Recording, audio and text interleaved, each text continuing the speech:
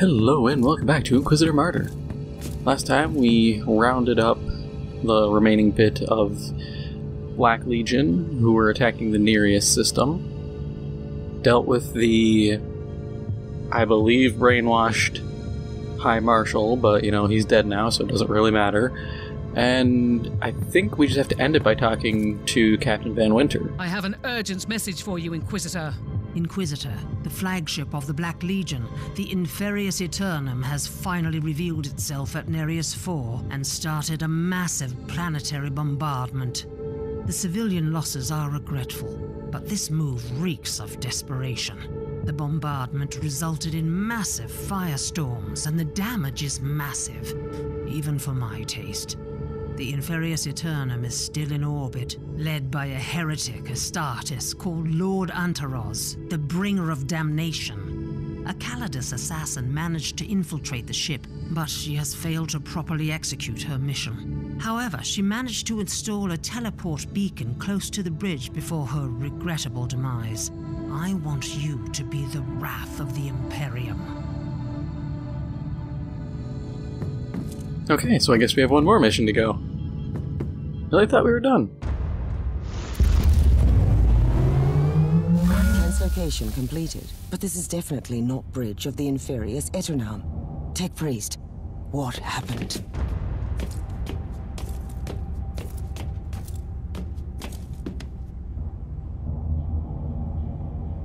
Looks like I need to find a way to this Lord Antaros.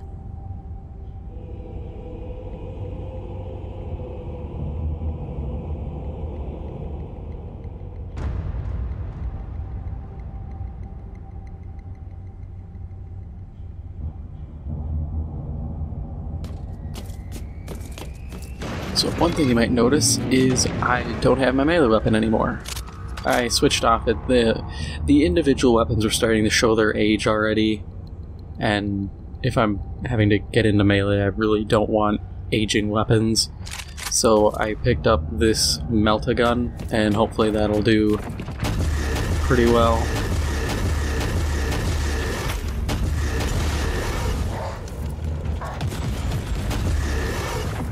I have to kind of suss out... Okay, don't aim, I guess. Oh, this is a beam. That would explain why I couldn't aim.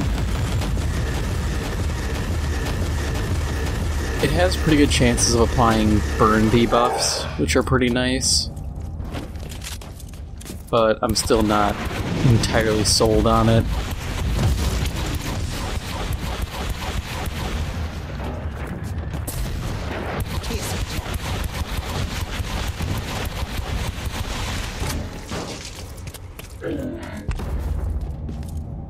It might be good, I don't know.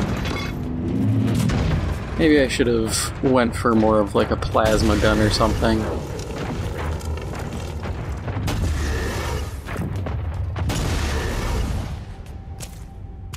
Yeah. Is this... Let me check just to be safe.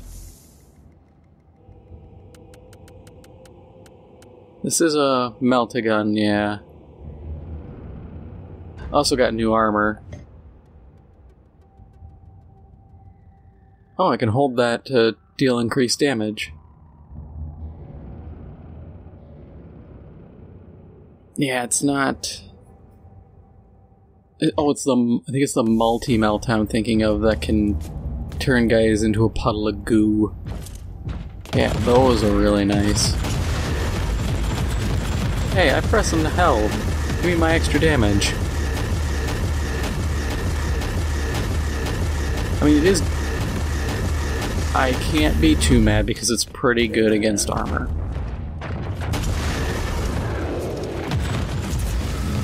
And currently armor is the thing I'm struggling with. So being able to just chew through it like that is nice.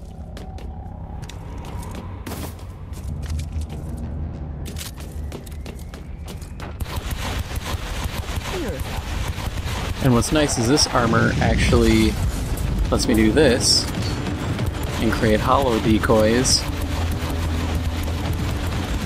Yeah, you can see just My damage output 66-ish per hit. Sure, I can fire a lot more, but I can also just pull up the multi-mill to do 123, 200, 300, 400, 700 on a crit. I'm able to burn through these heavily armored targets a lot more reliably. Now, if I could get one of these that was like, hey, on enemy death they explode, that would be Premium, and Premium. So say Primo and then switch partway through, but it'd be good. But, oh, nearly died. Yeah, I don't know what is up. I ran like 2 random missions just for fun off screen, and I don't know what happened all of a sudden, but I somehow got way squishier, and this is before I swapped armor, so that's what I initially thought was, oh, me switching out of my old armor is what did this, but it was happening even then. I haven't tweaked my difficulty or anything. I might just be hitting kind of a difficulty spike in the game. You know, level 53, 53, I was gonna say 53, 54. The game finally is expecting me to be, you know, halfway competent.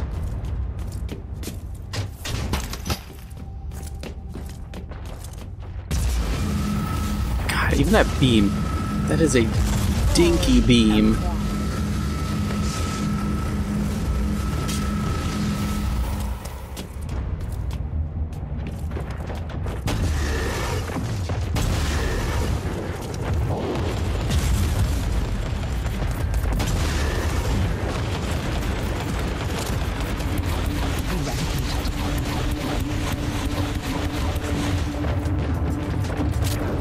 I know I go on about it a lot, but just playing this made me think of Eternal Crusade again.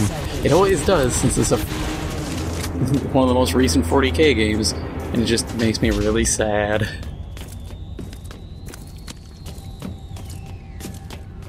I would have been no-lifing that game had they actually made a good game and, you know, fulfilled their promise of being like, oh yeah, we're gonna deliver it to consoles.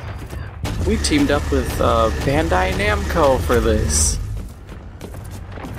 And then ended up backing out of it. I still don't get that. How do you screw up literally everything with a game?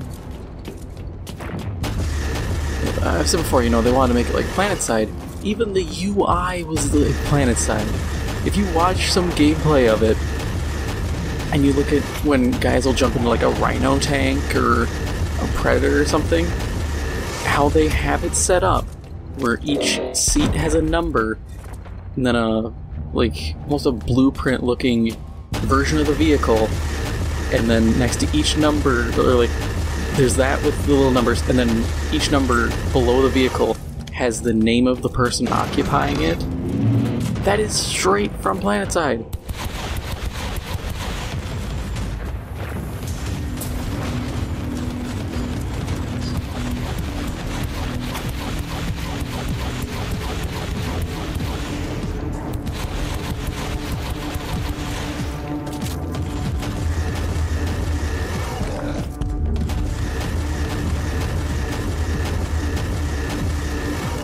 What Amakanarch said is true. Horus was one of, if not the most beloved son of the Emperor, and even he fell.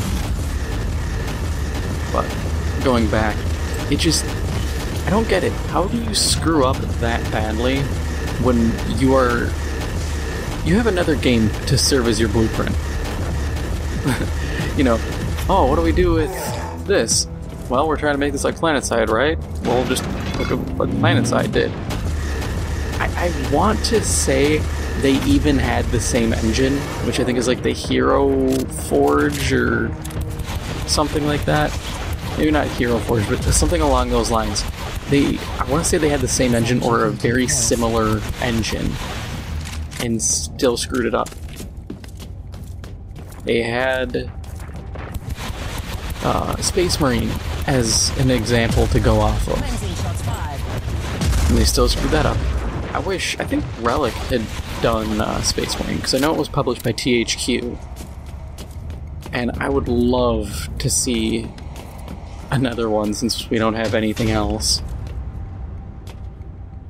I am worried though, because I've been hearing some rumblings that normal Space Marines might be getting, as the hip nerds call it, getting squatted.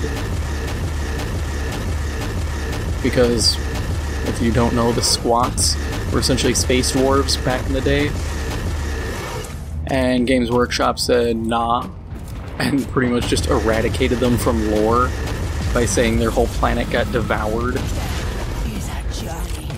And so their complete just striking from lore became known as being squatted.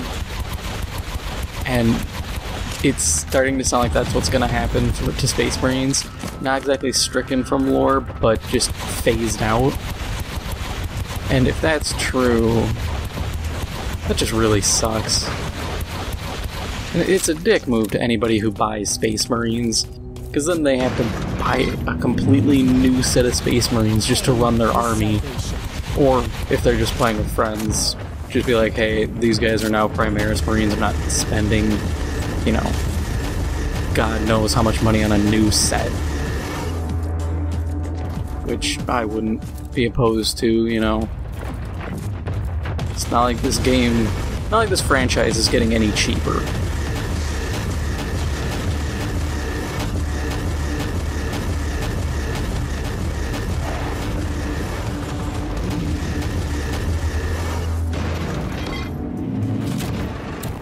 Hang on, let me test something.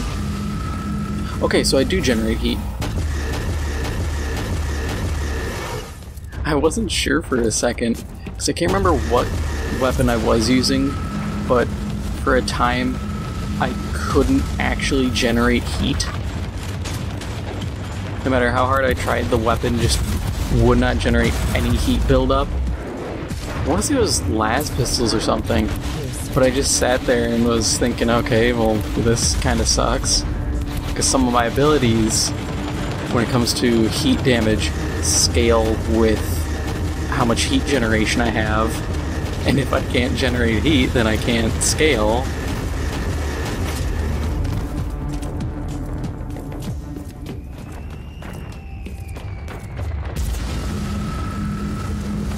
I swear, if I had a team of competent people and the backing, even some backing initially, I would try making a good 40K game.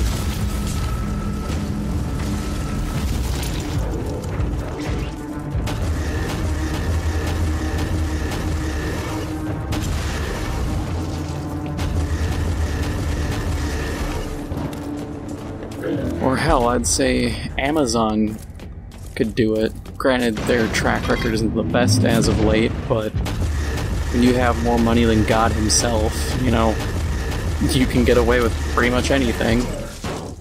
And with an Eternal Crusade style game, they would already have a framework. Okay, we have Space Marines, we have all this, just put it in.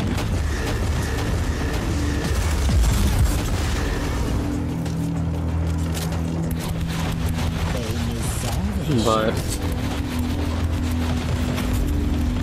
that's actually something I've been planning on doing, is doing a little video about Amazon and their whole gaming division. Because it's an interesting little bit about the industry. And like everything, I can always toss my opinion on it.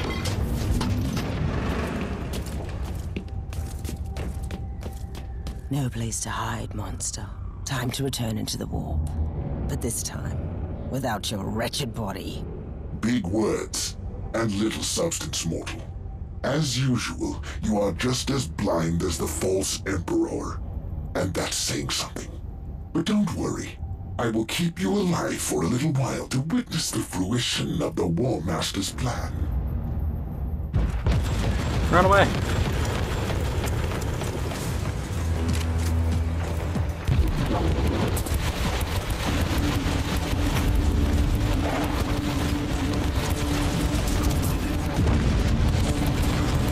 That was a lot of bolter fire. Granted, I think some of that was stubber fire from some of these renegade guardsmen. All the chaos spawn. Are we down to mostly just Space Marines?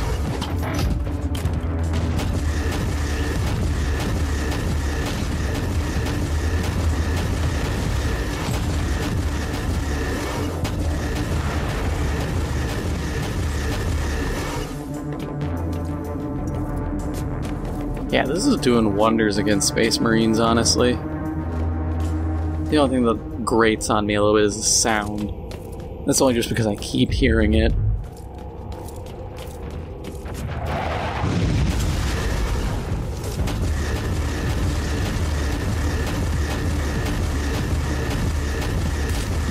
At least this weapon's fire rate allows me to fall back and shoot, since it doesn't have an ability that just lets me do it.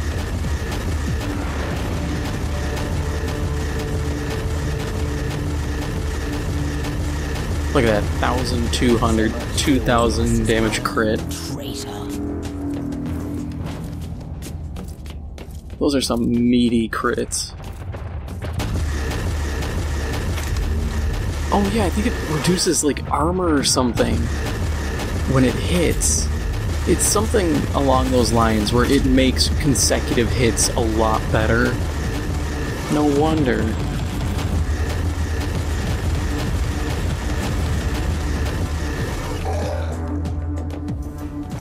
Oh, I thought I took your legs out for a moment. I was about to say, oh my god, that guy got Lieutenant Dan.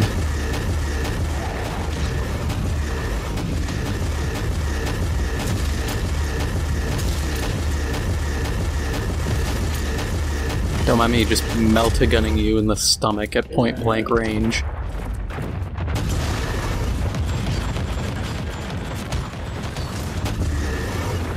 Well, that was a little bit of a letdown.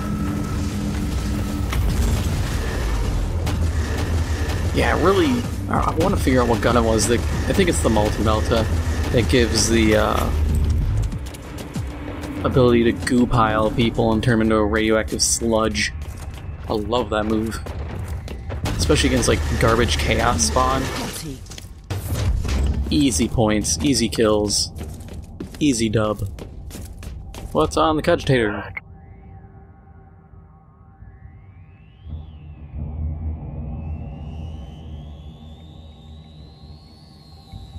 The directive I have found in this cogitator is alarming.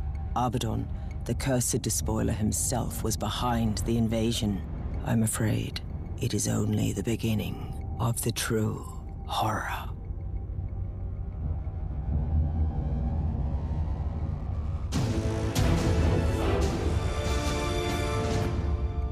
Alright, so that is all for now.